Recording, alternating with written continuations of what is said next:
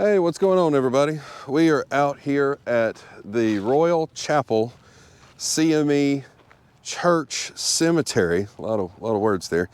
And we're here to visit the grave of Lord Infamous, right? Or his government name would be Ricky Dunnigan. And Lord Infamous was influential in my growing up. In the early 2000s, him and his half-brother, DJ Paul, and all the other members of 3 Mafia, man, they made some killer tunes back in the day, man. It was awesome. And so we're here to pay respects, visit his grave, and do all those things. So let me get my ad out of the way and say, if this is your first time here, welcome. I hope you enjoy the video. If you do, please consider liking, subscribing, sharing, doing all those things. And if this isn't your first time here, hey, welcome back. I hope you enjoy the video. We're gonna walk around. We'll do, as we talk about his life and all the stuff that happens. Before I forget, hey, your favorite tune or your favorite song that he helped produce or he created, like 3 Mafia. I know one of my favorites, I think, is with Project Pat. There's a song called Choices I really like. I think that's the one that I would put in the comments. So yeah, put yours down there. Or any Memphis rapper for that fact. I mean, Memphis, gosh, man, there was so many, and there still is people that, or just the music that comes out of there is great. All right, so we're gonna turn this camera around. We'll talk about his life, celebrate his life, and then we'll go visit the grave and do all that stuff. So yeah, let's get to going. Ricky Terrell Dunnigan was born on November 17th, 1973 in Memphis, Tennessee. Lord Infamous started his music career in the late 1980s with his half-brother DJ Paul. They were fairly popular in the South Memphis area. Their first known tape, entitled Portrait of a Serial Killer, was released in 1992. Lord Infamous and DJ Paul met up with fellow North Memphis rapper and producer Juicy J. These three, along with a few other local rappers, formed a group initially called the Backyard Posse, which later went on to be known as the 666 Mafia. They released their first underground album, Smoked Out, Locked Out, in 1994. At this same time, Lord Infamous released his first underground solo album, Lord of Terror. And shortly after, in 1995, the group changed its name to 3 Mafia and released its debut album, Music Styles. At this time, 3 Mafia members DJ Paul and Juicy J were creating their own record company, Hypnotized Minds, which Lord Infamous became a part of. The group went on to release 4 more mainstream albums and numerous solo projects throughout the mid-2000s. In 2006, following jail time, which led to a breach of contract with Sony, Lord Infamous was forced to end work with 3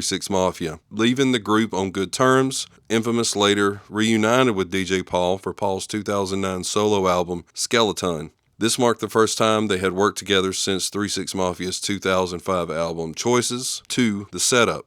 Soon after his departure from 3 Mafia, Lord Infamous formed a new record company, Black Rain Entertainment. Shortly thereafter, Memphis rapper Mac Montez and Atlanta rapper T-Rock became involved with the company, forming what was to be known as the Clubhouse Clique. They went on to release several group albums, solo albums, and EPs, including several solo albums from Lord Infamous, The Man, The Myth, The Legacy in 2007, The Futuristic Rowdy Bounty Hunter in 2010, Scarecrow the Terrible in 2011. A group album with the Clubhouse Clique entitled Land of the Lost was released in November of 2012.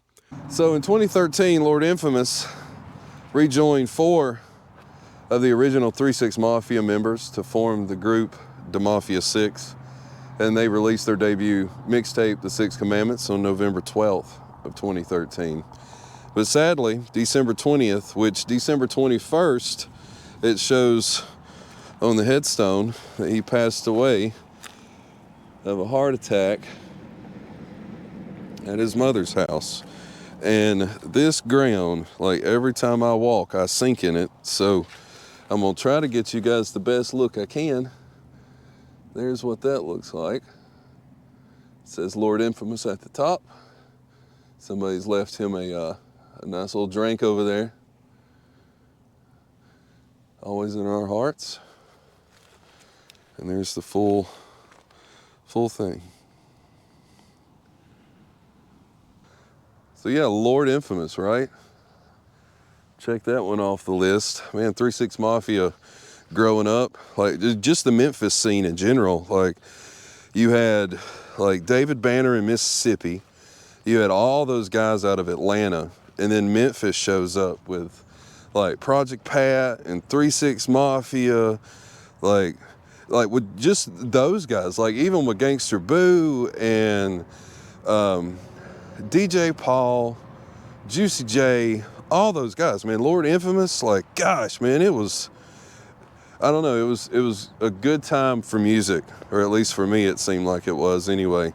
And yeah, I know it was all gangster rap and all that stuff, but man, it was so much fun to listen to. And as a white kid from the country, it was kind of like a window to be able to see what the other part of the world was like. And whether it's, you know, whether some of that was fiction or true or whatever, I don't care. It was entertainment, and that's really what it's for anyway, is to enjoy, right? So thanks for watching. I do appreciate it.